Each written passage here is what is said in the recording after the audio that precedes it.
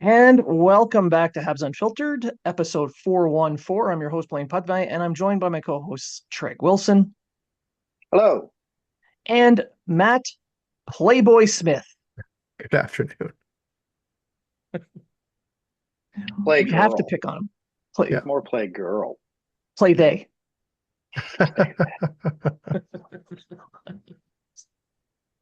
We pick on him because we love him and because he's the youngest of the bunch. So I we have appreciate to. it though. I appreciate it Yeah. though. Well, all right. So as we record, it is the 15th of November. The Canadiens have just suffered a loss to the Minnesota Wild for yet another game in Minnesota, making it still since 2011, since they've last won a game. When I believe that was the game where PK Subban scored a hat trick. Yeah, it was. I got some data here. So last time they won, March 20th, 2011, PK Subban did score the hat trick, and household names like Ryan White, James Wisniewski, Travis Moen, Tom Pyatt, and Andre Kostitsyn had goals, while Benoit Pouliot, David Desharnais each had 3 assists, and Alex Auld was the goaltender. It's been a while. A lot of legendary Yeah. players there. You would have think they would have got a win with Carey Price. You would think so. You would think so. And it's not like Minnesota's been a powerhouse since 2011. No, but I mean they only play like twice a year, if That's that. right. Yeah, So I twice mean, twice a you could year, but say oh, they haven't won since 2011, but really that's only like 9 games. in You in know what I mean? Minnesota. Like Yeah. in Minnesota, it's only yeah, like what 13 games if you count one game in Minnesota a year. right. Which, when you Still, think still about a it as lot. well, Still a lot. I can't remember the last time the Canadiens scored a goal in Minnesota. It was probably last year, but I still can't remember it. You know what I mean? Yeah. It just feels like they Well, don't score when they're there. I well, I mean, it's they try to play that defensive game all the time when they go on the road against they played a strong defensive game against Buffalo and then and they Honestly, it carried wasn't that bad of a defensive game. It was the it was a goaltending in terrible that game. goaltending game and then they continued that into Minnesota like to the point where it was just boring New Jersey Devils 1990s hockey is what it was really. It was. It was a very um dull game to watch. right, so now, are we talking Minnesota Wild, or was the Wild been around since 2011? Or are we talking Huh? Minnesota in general? Minnesota Wild have been around since the turn of the Early century here, early so it's early been a while. 2000. Yeah, early Oh, 2000. okay, Yeah. I don't know. I don't pay any attention to Wisconsin area type. Minnesota. By the way, Montreal Canadiens put out a thing on their webpage of Caulfield's mother. Well, on their Yeah. Instagram or whatever, Caulfield's mother and friend of the show, Jenny Scony Hab, is in that video right up against the glass. So I just want to make a shout out to that. Anyone who's seen that, that the She's a Montreal Canadiens well-traveled Habs fan. official Instagram, who was filming, not Jenny, but we'll say they were filming Jenny, super fan, Cole Caulfield's mom with Jenny, good friend of Cole Caulfield's mom. At least that's what I'm going to allege. Was there as well. So just throwing that out there. They must have met at the draft. That Could one of have, those years that she went. So could have. I don't want to throw Jenny under the bus, but I know that she travels to Minnesota to see these games, and she hasn't been their good luck charm. Oh, that's are you you're saying, if I understand you Just correctly, saying. this is Jenny's fault. I'll wait till she messages me and tells me that I'm wrong. But You're so dead. And there's one less I don't follower think you're for a bad luck Matt. charm, Jenny. This is all Matt. We still love you, Jen. All right. So But that was I the mean, highlight. That was the highlight of that game, actually. It's true. That Jenny got on the Montreal Canadiens Instagram account. So well, on the ice, there were some pretty good highlights. I mean, I know the Canadians didn't score, but there were some good points to that game. They let up way less high danger chances. I think they only had like two against. They gave up way less shots than normal. Normally they give up like 35 shots a game. It was well below that. Granted, they did shoot enough, which leads to the big fat zero. But as far as a road game goes, that was actually the kind of game that if you're going to lose, you don't feel bad that they lost. It's not like those 8-2 losses that they were having earlier on. No, the offensive effort just wasn't there though. Like it's like True. they had a game plan, but didn't change the game plan when the game plan wasn't working. Um, Know I if they mean, implemented the game plan to begin with. I mean, it seemed like a few players were there trying offensively, but the others were just kind of passengers but offensively. this is the history of this club right now. Like you have six players who are out there trying to do everything they can to win a hockey game, and then you got I don't mean to name names, but Armia and Dvorak and these guys who are just tagging along, going through the motions. I mean, when are we going to start looking at those guys and saying, okay, Harvey Pinard's on his way back. He's skating. He's wearing a regular jersey. Something's got to give. It's probably going to be Lucas Condotta going back to Laval, Patrick Laine will be back soon as well. but it's not Condotta that's the issue. The issue is here is you get Dvorak, who's not even winning 50% of his draws, which was his plus. Something you can defend him with was his defensive game and his faceoffs. But now he's not even doing that. You got Armia, who's taken 10 steps back from what he was the end of last year. Um, I mean, Anderson, I think, is having a good season. He's just changed his role. So I'm not going to group Anderson as one of those tag-alongs. Anderson's become a solid, good third line winger who can give you energy on that line. He's playing a strong defensive game this year. So no matter what you say about Anderson, he's not the 20 goal power forward that we thought he would be. Now he's in a different role. You got Gallagher, who's back to the old Gallagher, I would say. He's doing, he's healthy and he's doing the things he always did. Of course, you got Suzuki, Slavkovsky, Hutson, new Hook starting to come around now. He had that 2-goal game the other day, but he was a little bit of a passenger earlier in the season, but he's now starting to get into the game. Uh, and people would argue that Dach's been a passenger, but Dach's coming off major knee surgery. Things I've read online was that he's soft, afraid to get hurt. But again, he's coming off a major knee surgery that took him out for the entire season, and he hasn't played in over a year. So yeah, he probably is a bit timid. Look at Caulfield when he came back from a shoulder injury; he It's wasn't the insane. same, Yeah. right? So you I think a know, lot of people are looking at Dach and they see the size. And they yeah. and they see the size, they see where he came from in being a third overall pick and the ice time that they're given to him. He led the team for forwards in ice time last night. And you can argue that he didn't really do much with the time that he had. He's getting first power play minutes as well, not really contributing much to it. And we'll get to the power play and stuff in a bit, I'm sure. But that's what I'm seeing from fans is more um he's he still has a lot to prove. And I do agree with the injury. I 100%. It's just, do you maybe dial him back a little bit because I feel that I think he's bringing that line down a little bit in my opinion. And I'd love to see the top line be reunited again and have Slavkovsky with Caulfield and Suzuki. However, Doc can't run his own line yet. He's not there yet. I'm not gonna say he's not healthy enough, but maybe he's just not confident enough, or he's not playing with that level that we know that he can. Say last year during the preseason, we were like, holy shit, like look at this guy. And he was getting some chemistry and he's playing with that physicality and he looked like a different player than what we're seeing right now. But until the time that he can be the guy that's driving a line, I think we're going to continue to see this line blending until some of these guys get back to health, mainly like a Patrick Laine, a guy that can drive some offense. Well, and that's just it too. Doc was driving a line the end of 2 seasons ago, Yes. going into last season, and everyone thought, okay, yes. Some people were saying this is our number one center, not Suzuki. Doc's Right. going to be our Right. number one center. This year, you're absolutely right, Matt. They tried it. He can't do it, and I do think it's a lot of confidence. I do think he's scared to have another big injury because he tends to get injured a lot.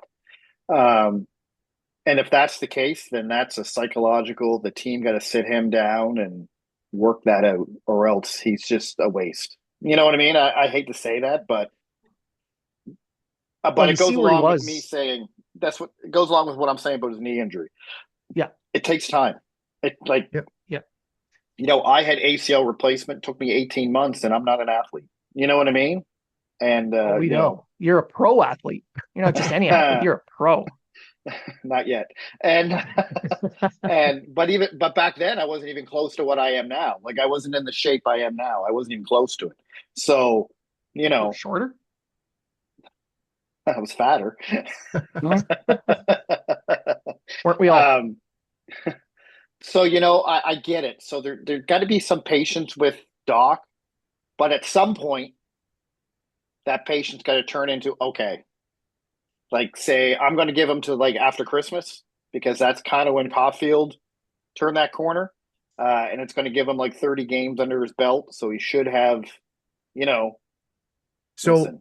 so like when Laine's wait, so Laine's skating right now. When he's ready to come back, where does he go in the lineup? Do you put Oh, him second do line you every do you day. put him second line and then Yeah. Is Doc your center and then it's like figure it out? Well, here's the thing with Doc. Like, I agree with Treg. This is all mental for him. You look at where he's going on the ice. He's not going to those high danger areas. Like there were a bunch of times in this game last night where he was off to the side, hanging out by the boards while the play was going on in front of the net or at the opposite side of the ice. He wasn't even inching towards the middle. He was staying on the outsides. Right. If you look at how Caulfield battled through what he did after his surgery, he just kept shooting, shooting, shooting, shooting, shooting. He was going to all the same places he was before. He was doing all the same things he was before. He was just going through the motions and building that strength up or the confidence up. Doc's not doing that. Like he used to be the kind of player that would go to the net, that would go to the middle, that would go fight in the corners, and he's not that guy right now. So they do He's need to work on that. he's But not winning and his that's board battles either. yeah, and this issue with his mental aspect of his game, that's the issue that's keeping him from being really a centerman at this point. But if I you've don't got know him if you playing put him on second line. but if he's playing with that mentality right now and then you bring a guy back from a pretty bad knee injury as well, that's supposed to spark offense in Lion A. Would it be a good thing to put the two of them together right off the bat? I don't know about putting them together, but I don't think Liney is going to have the same mental block that Doc had because we got to remember that Liney was coming off that really bad year last year, Yeah. had to go through the players assistance program. But when he showed up in Montreal before he got hurt, he was itching to Okay. prove He looked himself. great during the preseason. So I think there's that aspect of he wants to prove himself, so he's going to be a little bit more aggressive in Right. his play when he gets back. You could move Newhook to center and have Slavkovsky and Line on the wings if that's what you want, and if you want Right. to keep Doc on the first line, or even move Newhook to center and put Doc on the wing on the second line. Whatever you, Mm-hmm. I don't see them. If Doc's going to the second line, I would prefer he goes as the center because if that's what you want him to be, I'm a true believer that if you want him to be the second line center, put him there, make him gain his confidence. You know what I mean? Right. Like say, hey, Well, you're seeing it with the this is rest your of the spot. team. You're seeing the rest of the team go out there and it's trust the process, be patient. This is the time to make mistakes, etc. So why is it different with Kirby Doc? You're seeing it with the Well, like youth. You're seeing it with the youth. You're seeing it with the guys like Joshua Roy that was sent down to Laval and he's tearing it up down there to find that consistency in his game. Um, uh, Mayu looked good when he was called up. Now he's down in the AHL tearing it up. Like they're being confident or they're showing confidence or not, or patience, let's say, with all these other players. But it's like you brought this guy in, you traded a first round pick for him and now it's like, oh well, he's a winger. with those other guys, what you're noticing with them, it's not a confidence issue. It's an experience issue. They're not quite there experience wise to know what to do in certain situations That's yet true, but professionally. you brought in this guy to be a center, I agree. I agree. right? But And at the same time, it's just like people are calling for Lane Hutson to go down to the AHL, and the best place yeah. for him right now is the NHL. And he's putting up points. Yes, he's making his defensive mistakes, but he's learning from his mistakes and he's getting better. And you're seeing the transition in his game already, X amount of games into the year. But what's Doc doing to improve? What have you seen in improvements from Doc mentally that say, yeah, we can trust this guy at center? Where are those right now? They're not there. They're Well, just that's why you don't put him at center. but he's also not playing the position. True, but he's not doing the things you need him to do on a nightly basis. Until he can prove that he can do certain aspects of the game, like going to the center, going to the net, going in the corners, playing that cycle game that he was as a center, you're just taking away that aspect of center from him. He still needs to do those tasks to prove he can do that as a winger before you load him up with the extra burden of defensive responsibility as a center on top of that. Because right now he doesn't seem to uh, have the confidence to do that. So you throw center on top of it, you're just going to bury him. They need to build him up, and that's why he's not going to be a center play at center for a while yet. I just And find speaking, oh, Go go ahead. ahead, Matt. Go ahead. I I just was going find to say, that you go. I'm just gonna do this. I was going to say, Rock paper speaking of scissors. Watt Hudson, speaking of Watt, so I don't think Watt should have been sent to the AHL. The Montreal Canadiens have a terrible time playing 5-on-5, and when Watt played in Montreal last year, he was one of their better 5v5 guys. I'm not sure what the mentality was there to send him down. I'm okay with it if they think that's the best route for him, but in my eyes, he is probably would be no worse than Armia, Dvorak, Zeta, or Kandata, or anyone else that they have on that bottom six. Maybe they're like, no, we want him to be a top six guy. We want him to have top 6 minutes, so we're going to put him down in Laval so he can have that. I understand that. As regards for people wanting Hutson to go to the AHL, that is just a group of people who are not really paying attention to the game at all, because Hutson is thriving in Montreal, playing 23 minutes a game. Sure, his defensive game isn't great, but name me one offensive defenseman who's great at defense as well. Especially in his first year. Yes. In the season the Canadians are having right now. Right. And I mean, and I noticed with Hutson, his defense is improving in Montreal. It is. No, it's not great, but Nope. it is improving, right? The question I have is why isn't he taking over Matheson right now? Why Yeah. isn't him and Matheson switching spots? Yeah. Because he's already proving that he can play the big minutes. Like, I get Matheson plays like 28, 29 minutes a game, but you know what? Hudson's played a 30-minute game already this year. He has the offense. Matter of fact, he's probably already ahead of Matheson in offense. He has to work on his shot. I think his shot is kind of terrible. I think he needs to work on that, at least at the NHL level. But why is Matheson still taking all the PP1 minutes, and why is Matheson still the top line? Well, he played right wing last night because they moved Gooley over to the left, which I agree with. Gooley should be in his proper position. Let Matheson play the wrong side. So yeah, why is this? So for me this year, I have a lot of questions for Martin St. Louis. Like, Yeah, I why would are say you? so. You know what I mean? I like Martin. I think he's doing well for a guy who's never coached before. But some of the decisions he's making, I'm like for instance, Dvorak in overtime. His face-offs are no better than anybody else's. There was no need to put Dvorak in overtime. Matheson's still on power play one when you have a guy like Lane Hutson who can actually make that power play work better. Well, Not only, go ahead, go sorry. ahead. No, I was just gonna say, not only does Hutson isn't going to put it into the shin pads of some defender in front of him, he's going to find the open guy for the goal. Right. Because that's what he does. Well, like I was looking at it last night, and in Minnesota was down two forwards, and they were down two, like especially Eriksson Ek being quite a good two-way forward, and he only played 3 minutes. And Zuccarello, even though he's a little bit older, he's still a guy that plays in their top six. So they played 10 forwards for the majority of the game. You look towards the end of the game when Canadians started getting power plays, they're down in the game, and you still have that same Matheson out there. He played 8 minutes more than Lane Hutson. Even though, yes, Hutson took a minor penalty for roughing towards the end of the game, but 8 minutes more. And yes, I know that Matheson put up some really good numbers last year. He's probably one of the better options that they have to go out there. But he's a good complementary defenseman on any other team.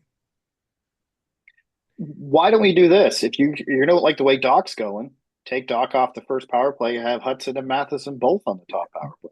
I could see it, and then have Dach Sure. as your on your second Second wave. power play. Well, the Canadiens power play isn't really the issue here. I mean, yes, I agree that Lane Hutson should get some more power play time. But to be honest, with everything that's the facing the Canadiens this year with all the problems, that's really not at the top of my list. I mean, It's you not, look but at it their would but defensive it would play, but it would limit Matheson's minutes, and he wouldn't have to be in there sure, playing as much. but is he Matheson shouldn't have to play 28 minutes a night. well, he's averaging about 23 minutes right now, which is about the same as Hutson, just a little bit more. Um, let's see. The exact numbers would be shoot. Uh yeah, he's played a little bit more on average, but not by a lot. Nonetheless, it's not really the power play that's the issue for me. And it's not the amount of minutes that Matheson's playing. It's it's the team's defensive scheme as a whole. Like in the game against Minnesota, we finally saw a team playing well defensively and a goalie making the saves he should be making, and they He looks look good. respectable. They looked Montembeau actually played a respectable. good game last Yeah, night. exactly. We can't blame him for the goals that were allowed, especially that third one. I mean, even though he was nowhere near the front of the net on that third goal, hanging out at I the thought bench, getting a drink Montembeau. of water. I thought he had a strong game. Yep. Primo's my issue. I don't think Primo's an NHL Yes, goalie, but and the I think team's Matt and I've defensive. mentioned that before. But again, back to the coaching, it's the team's defensive uh, schemes. It's the way it's playing defensively. That's the real issue here. But last night, we saw a team actually follow through on a lot of the defensive plans that they should be following up on. They kept the team to the outside for the most part. They were able to use their speed to keep up with the other team. They were able to position themselves well. Hell, even Lane Hutson was winning battles against Foligno, for God's sakes, who has 2 feet and 80 pounds on him, but he was still winning those battles. And it's those little things that we need to see from the Canadiens before we can start worrying about uh, are is the right guy taking a face off in the overtime? Is this guy getting more ice time than he should? Like they really need to sort out their 5-on-5 play on the defensive side before we can start worrying about the rest. And honestly, even though it's a loss, I see the game against Minnesota last night as a step in the right direction.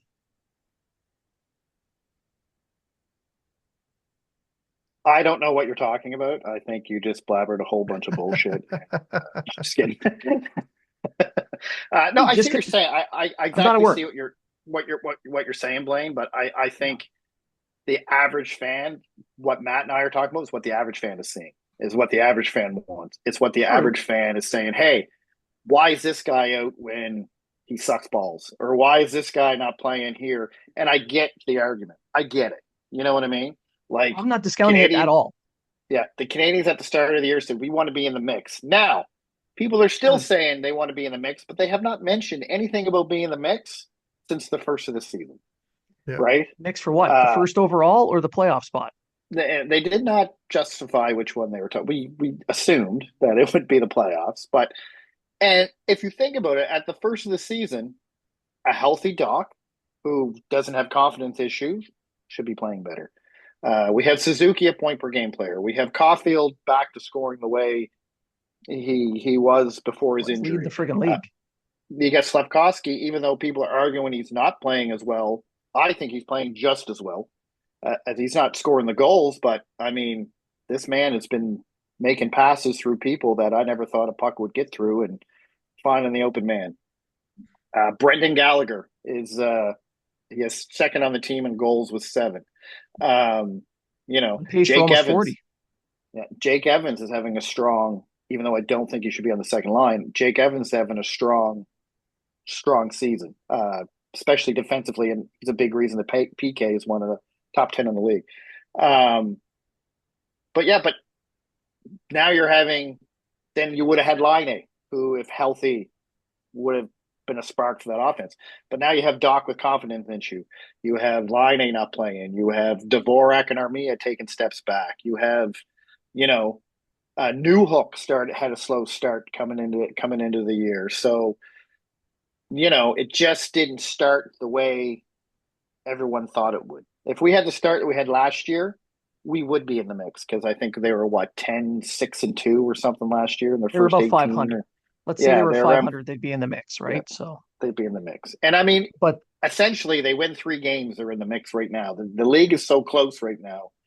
You can go from bottom to playoff team in a manner of a 3-game winning streak, really. So, considering they've only got one win out of the last 8 games, that's impressive that they would still be able to get in there.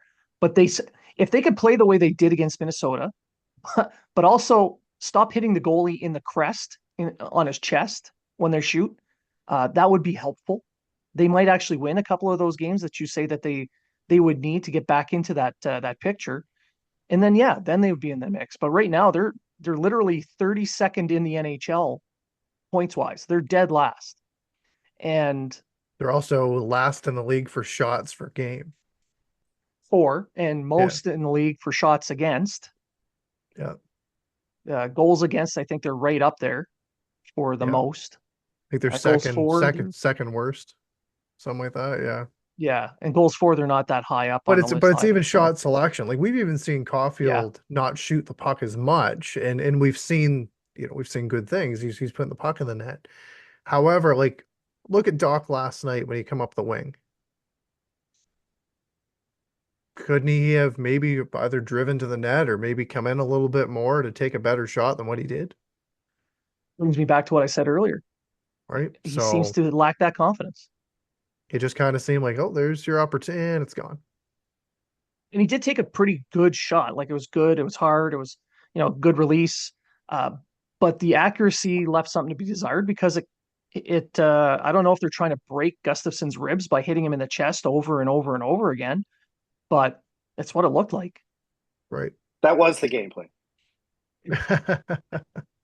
When they went in, they were Well, like, let's just really hurt him with hard shots to the sternum. And when he can't breathe anymore, maybe we can put the puck in. But they Maybe. just didn't get enough. They didn't get well, you enough got a off. game tomorrow. Got a game tomorrow against Columbus. So you're going to see another bottom of the league team. This is a game where they got to put the puck in the net. They got to do it often. This can't be another just bullshit game. If they lose this game Saturday, yeah, questions gonna Matt's start. done. Matt's Well, just throwing his hat down. questions gonna start being asked. Like these are the Burn it teams to the like ground. this. Like you got to beat the piss out of these teams. It's a bottom level team. You want to show a little bit. These are the ones you got to wake up for, right? Like you go out, you play a pretty solid game overall against Minnesota, who's one of the better teams in the league. You're able to shut down a lot of their big guys for the most part. Your goaltender played a pretty damn good game. Like this is one you got to wake up for. You just got shut out. You've only played 2 games this week, right? Like, Well, what's listen, the excuse? a friend of a friend of a friend of George Larac saw someone who might have looked like Gerard Gallant with Hughes and someone else. So good things are coming. Yeah, we talked about that. Myself, and Marco D'Amico in the last episode, and that was an interesting That was someone trying to get people to listen rumor. to a show. Should we That's start what doing that that? was. I'm going to spread a rumor. I am. I saw Paul McLean just the other day, right here in Halifax, and we were talking about that exact thing, the Canadians. Not about coaching, but it Assistant was about coach. the Canadians. So that's the rumor now. The giant mustache is thinking of Montreal. Bobby Smith came to watch a Mooseheads game after he sold the team. He's like, you know what? I'm going to go out and help Montreal. He told me that. I'm going to go help them. They need help. I don't know. I'm just going to start rumors. What rumors you got? Matt Smith is now going to be the assistant coach of the Montreal Canadiens. Fuck, I'll take it at this point. The team's already snake bit. They don't need another one. Ooh. Play on Hey, words. I'll put All a right. suit. I'll put a suit on and yell. That's all good. That's What I do at work every day. right. All right. So we talked about the Minnesota game. We got a bunch of other things that we want to cover off. What we're going to do is we're going to take a quick break for some commercials, and when we come back, we'll sail some blue skies and talk about process. So stick around. We'll be right back. And welcome back to Habs Unfiltered. We're back from the break, and we still got quite a bit of things to talk about. We're going to start it off with Cole Caulfield being snubbed by Team USA. So, according to Pierre LeBrun, Caulfield is not really in the mix right now, just like the rest of his team, I guess, in the playoffs. He's not in their he's not on their list to be on the roster right now. And this kind of I'm kind of confused by that because it's one of those little mini tournaments, where it's kind of an all-star game feel to it. It's gonna be competitive, but we got a guy who's leading the NHL in goals, who's not on your list for on your short list for players to be named to a very short international exhibition tournament. Like that makes no sense to me.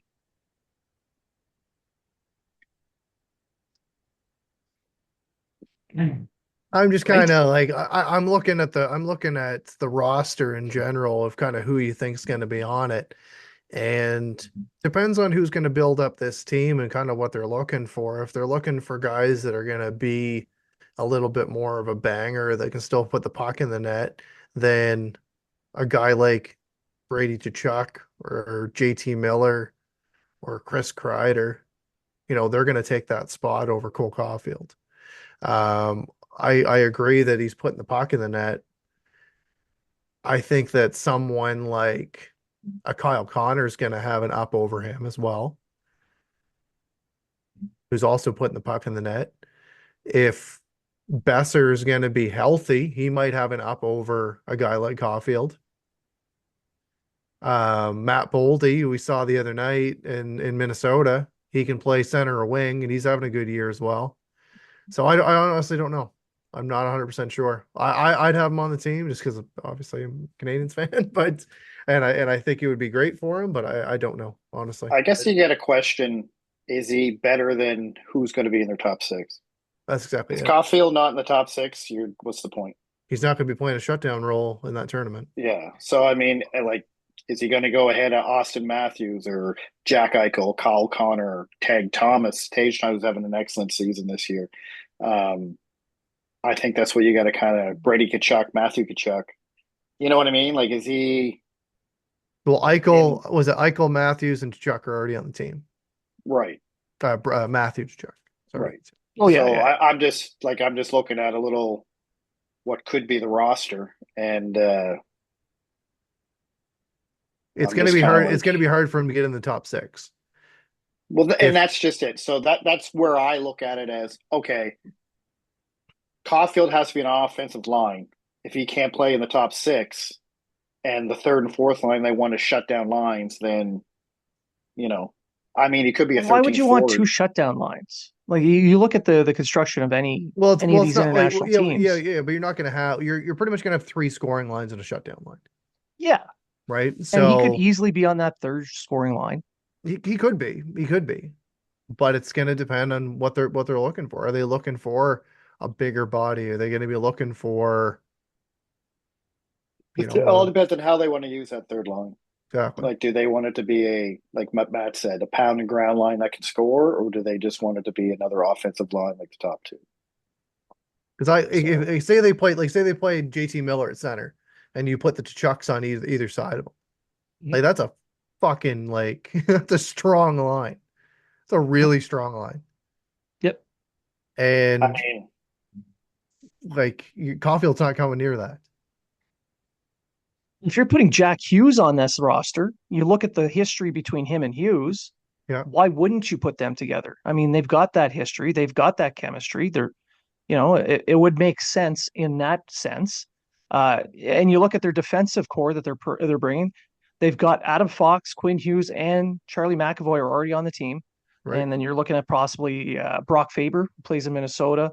But Maybe you're also gonna have a hell of a lot of centers that are gonna have to be converted to wingers, exactly. And right? that So that could take time. So maybe you drop one of the centers for a winger, especially one that has chemistry with one of your top centers. And you look at the type of defensemen that they have, they're all quick puck moving defensemen. So you want to take advantage of those those players and that skill set. And that's a shooter. And Caulfield is your league's best shooter at the moment. So right. to not even be considered, a 13th forward at this point makes very little sense to me. Yeah. He'll be in the mix. He'll be in the mix. It'll be Just like the interesting team. to see on the yeah. It'll be interesting to see on the fourth what comes of it.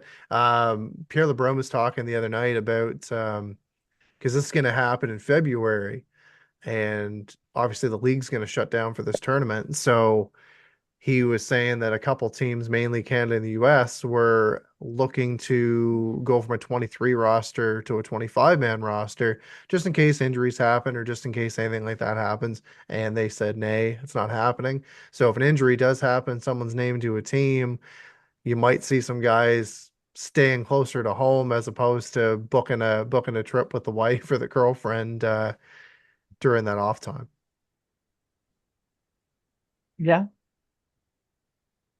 I'd rather Caulfield get the rest. You know what? I'd love to see him on the team. You see some of these tournaments, and it's a big boost for some of these players. And True. if you do well, this is a precursor to the Olympics.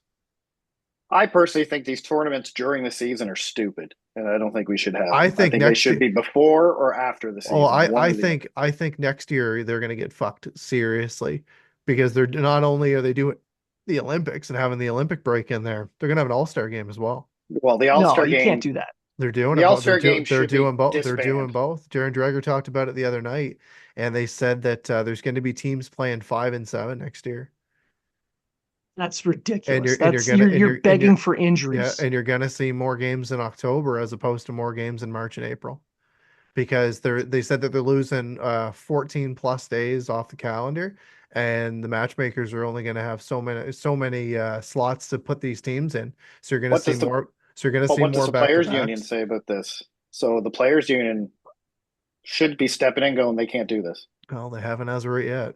I don't think there Oh. should be an All Star game any year because I think the All Star game's stupid.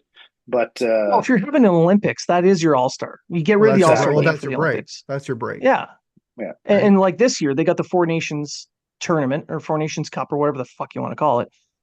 There's no all-star game because that is the all-star game. It's like the old right. Rendezvous 87. Right. For But those of us who are old enough to Yeah. remember, Yeah. But as of Matt, right now, when you he was you talking the can other night, Google it. they're both there. So I mean, Because I you're so personally young, you can Google this, Matt. when they used to have the World Cup, they had it in October before the season started, right. Yeah, yeah, and I exactly. think they should go back to that. If they're going to have this Four Nations Cup, have it. It's almost like preseason games for the stars, basically. Um, This Four Nations Cup thing, I have no issue with it. I don't mind it being in the middle of the I don't. season, but it's got to be one of those little mini round robins you can do over a 3 day span. Well, I would be fine with that. But if you're taking 2 weeks off to play a little tournament, it's just a money making tournament. It's not the Olympics. It's just so they can make But it's money. still going to be a competitive tournament. Like we saw it in the world. Like Oh, the I was yeah. at the world. I went to 4 games during the World Cup of hockey when it happened, and that was some competitive hockey. It really was. Like Well, the the guys are playing for pride. guys were So, out there and they were finishing their checks, and like guys got injured during that tournament. mhm. Right, guys got injured, and then it was like, fuck, like some good players went down with injuries.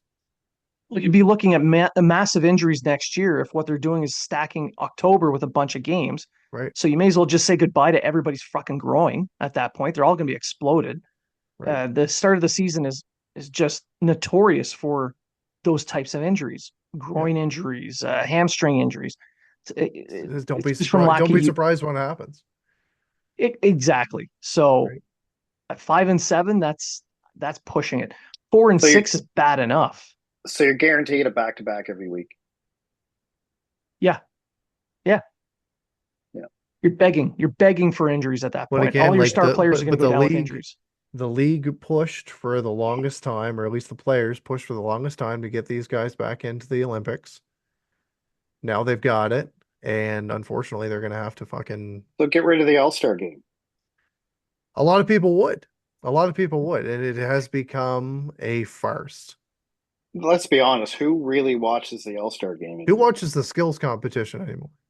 It See, is an that's fun. absolute it is an absolute farce. But it could be fun. Here, That's something they could do. shoot at these surfboards and let's see if we can knock them down. Or Let's pretend you're golfing, the Vegas one. right? Like Get it into or the the ones on the fountain. fountain, right? Like it's oh my God, it was hard to watch. Right? I'd rather watch a best on best tournament than watch bullshit like that. I'd So rather Yeah, watch soccer. no, nobody would. soccer. Yeah, and let's just dive around everywhere. Um, all Okay, right, watch an moving Ottawa on. Senators game. One or the other. Tim Stutzel, soccer I'd rather watch game. soccer than that. That's like the Spider-Man meme.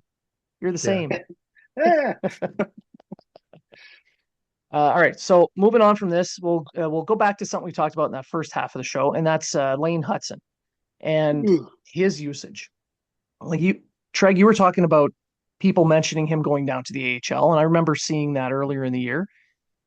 And before the season, I said, well, it's a possibility. Then you watch him in the preseason. Then you watch him in those first few games. There's nothing he could learn from being in the AHL he is at this one of the point. best defensemen in the league right now, offensively. He's literally second in rookie points. Or, well, he's not now because Mitchkov just stank over and heavy. He's third in rookie points as a defenseman. And he's leading for like time on ice by a mile. For Oh rookies. yeah, He's 20, also 23 he's also minutes. leading in what is it, zone entries by Prob a ton. Probably. Yeah. Um, not just zone entry, controlled zone entries. controls, but yeah, by a ton. Uh, I mean, everyone's talking about Stanko and Mitchkov for Calder. If he keeps pace point wise with these guys, you almost have to pick him, He's a finalist. He should be a finalist. right? The defenseman is anywhere near in points and is leading the way in a lot of these advanced stats. Guaranteed he'll be in that discussion. Yeah. Like, I mean, if Mishkov scores 60, but he scores 55, you got to take the defenseman. Yeah. Yeah. He's got the That's same usually amount. what happens. He's sitting there right with Matheson right now. No goals, 10 10 points. assists. Yeah. Well, Both of them. Montreal only has 3 goals from the defense, Barron, Mayu, and Gooley. So, which is the opposite from last year when their defense was scoring all their goals. Yeah. Which So, tells you that they were playing up ice a lot more than they were this season. yeah. Well, it's the defensive system. It's a different system Exactly. now. Yeah. So, But if you look at Hutson and you compare him to Matheson, because I think that's the best comparison you can make on this roster, they play similar styles. They're both left-handed. They both, because we were talking about the power play, how Hutson has clearly earned the top unit power play over Matheson. Hutson creates ice space, whereas Matheson doesn't. If that Well, makes any Matheson, sense. he would create space if they, well, he does create space by hitting guys in the shin pads with slap shots Well, his But his issue his right up the issue middle. is when he doesn't know what to do with the puck, he just or shoots it. he doesn't know where to move it. That's what he does. He just shoots it and he just hopes. I Right? mean, a You shot see on net's what not a you see, bad play. right? You see, yes, but most of the Got time to it get doesn't there. hit the net. It either doesn't hit the net or he's out of position, so it gets rung around and he just, it's a failed entry or whatever else. Hudson at least he walks the line a little bit, or he goes down closer to the face-off circles, and he's mobile. You don't see that as much with Matheson, or he just shoots it in somebody's shins, as you guys said. Yeah. And by creating ice, I mean, like what Matt said, he creates ice by forcing defenders to come to him and getting someone else open on the ice. Whereas Matheson just kind of goes around that top perimeter, especially on the power play. Who's open? Who's open? I'll Yeah, pass to you. Pass back. I'll pass to yeah, you. I'll pass back. No one's open. I'm just going to fire it, whether it's a yeah. good shot or And not. if all You're goes absolutely well, he right. just tries to center himself on the blue line and get a shot The through. shots are good if there's a shot available to take, right? He just, no one else is open. I'm just going to fire it on that. Right. Now, don't get me wrong. Matheson is a very good puck handling defense. Mm-hmm. He walks the line really well, but Hutson is. is just that much better. You watch the two play at 5-on-5, at power play, whatever. When they're along that blue line at the top of the offensive zone, and they're trying to create passing lane or a shooting lane, they're moving back and forth across that line. And Matheson, you can see a little bit of a hesitation, a little bit of a stutter, while he's trying to assess what's there. Whereas Hutson, don't get me wrong, Matheson is very good at it. He still makes it happen a lot of the times, but Hutson, it just comes, it looks like it's second nature. It's so natural. He goes across that line almost effortlessly, way less effort than what I just had trying to say it. And that's the difference, I think. There's that slight edge for Hutson on that side of the puck. That's why he should probably get the first power play.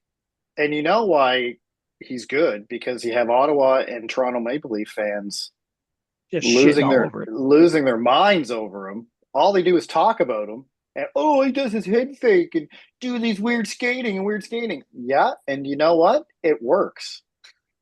And they're like that because you don't have a defenseman like that. Not Ottawa has a good defenseman.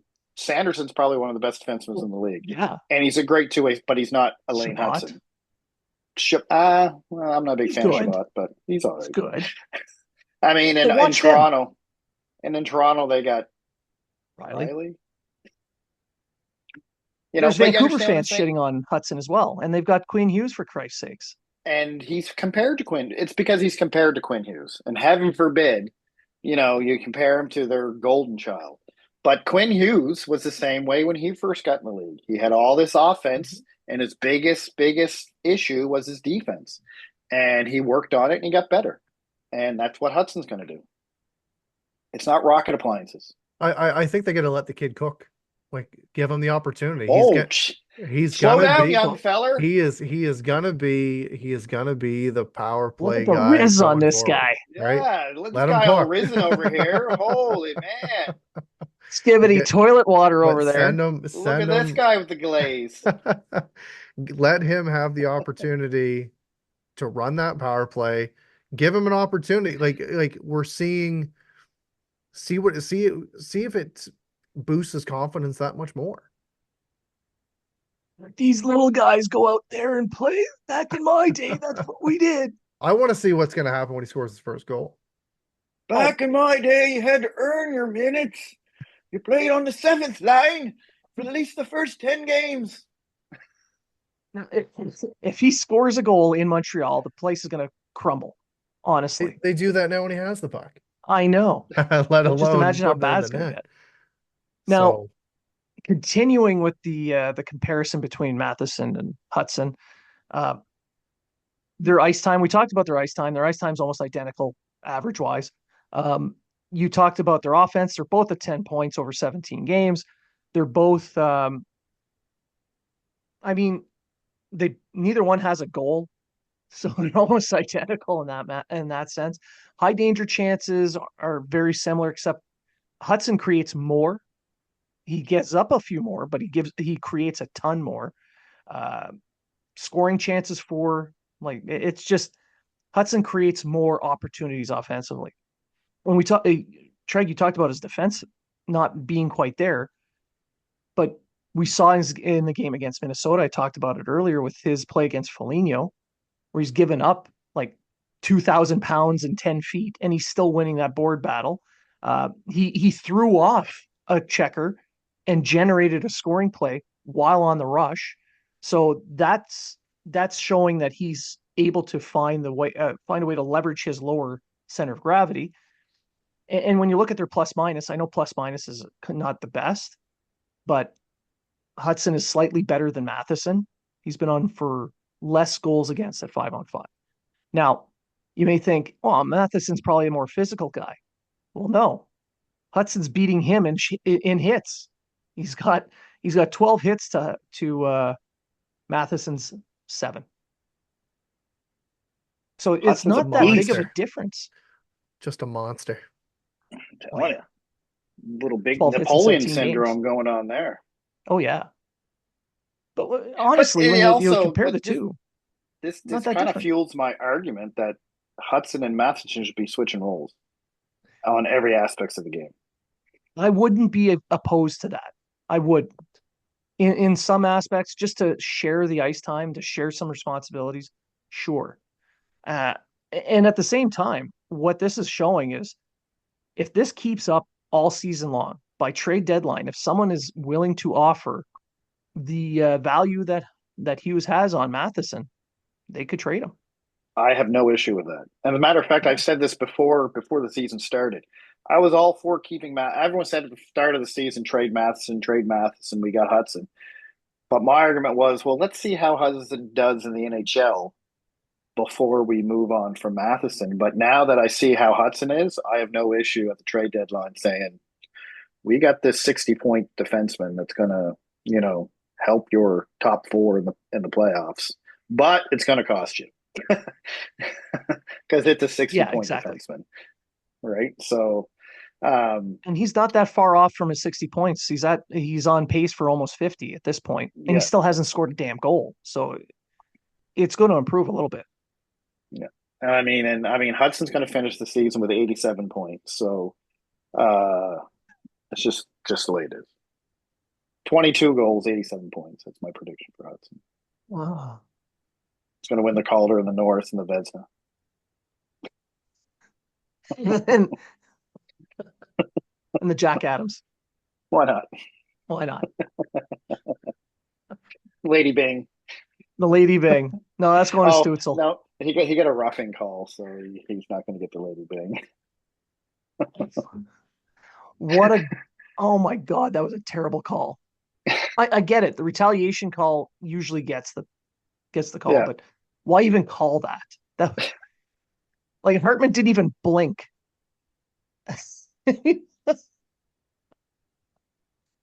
Oh my god. little person kicks hockey player in shins, gets 2 minutes. Yeah. Like Hutson had to jump up to punch him in the knee. Like it was just didn't even blink. He probably didn't even know anything happened. What? Oh, we got a They got a penalty. All right, Oh, cool. uh, but you can see his defense is improving though. You can see it from game one this season to game 17. His defense has improved. Yeah, he was the first goal against in Minnesota. He was a little bit out of place, but the giveaway by Dvorak in the neutral zone, and then him not coming back quick enough, put everybody out of place, and it was just a giant schmozzle in the defensive zone at that point. That's essentially what led to that first goal. And their team defense system that they're playing, it pretty much you need everybody to be where they need to be in order for it to work. Because if And if one any one person's person is out of place, the whole thing crumbles. yes, which is the issue I think with this system that they're having because They're I not don't good think enough to play it. they're not good enough. No, I agree. But I mean, skill wise, sure, they're good enough, but they're so damn young. It's the youngest blue line in the league. They don't have the experience to play that system yet. They also it's don't going have the forwards that are putting the effort in to play the system properly either. I just mentioned Dvorak, yeah. So the issue there that that that led to the goal. You Well, the make good those. news is, oh, go ahead. Sorry, didn't mean to cut you What's the good news? off. Dvorak's gone, whether it's at the trade deadline or the end of the season. The also good slash bad news is come the trade deadline, the blue line's only going to get younger True. because if you get Savard will probably be gone, and if Matheson goes, everyone's going to be under 25. 24, I think. I don't know. Gooley would. I think Gooley would be the oldest. I think, which is what's he no, 23, 24, Jack I'd be the oldest. 24. Will he be like 23, I think. 22, Goalie's 23. 23. Goalie's 23. Yeah. So we will have the youngest because then you'll have to bring up Mayu and I don't know whoever. Well, Barron will be there. You have Barron, Mayu, and Barron, I think, is the oldest out of that bunch, who's, I think, yeah. 25. No, Well, you have Barron's 23. Barron's 23? Yep. Hmm. Feels like he's so I been around mean forever, but he's you 23. You got Gooley, Hutson, and Jacky on one side. You got and then you got Struble, Barron, and Mayu on the other side. If both Matheson and Savard are gone, I don't know who your seventh defenseman would be. Engstrom, maybe. At what point do you say, okay, we got to leave some people in Laval? You know, Reinbacher on Well, crutches. Block, technically, he's still on the Montreal Canadiens. uh, Technically, block a well, shot it's with all, yeah. Walker. Hey, that's what I do in beer league. All right. he could do sled hockey while he's out there. I just take the tennis balls off the bottom of my walker so it slides easier. There you're done. All right. So that's pretty much everything we wanted to talk about in today's episode. Any final thoughts, Treg? Nope. Just if we're in the mix at the end of the year, great. If we're not, we get another top 5, top 10 pick, and it's all good because it's a center high draft and we need center depth. Yeah, I agree. Just wait for Draft Prospects Hockey top of the first round listings that are going to be coming up very soon. You'll see quite a few centers in that top 10, We'll top probably 15, pick a really. defenseman or a goalie, but I'm just saying, like, Probably. A defensive Well, there's goalie. a, a you know, defensive goalie. a defensive goalie. Well, there's also Caleb Denouye that's in there, so you might be able to, kill two birds, one stone, get a center who can actually be on your top line and someone who speaks French. Sacre bleu. He's a Quebecer. They'll go nuts for him. He's the great French hope. No such thing. It hurt for Hagens? No, no, no. Lafayette pour la Français.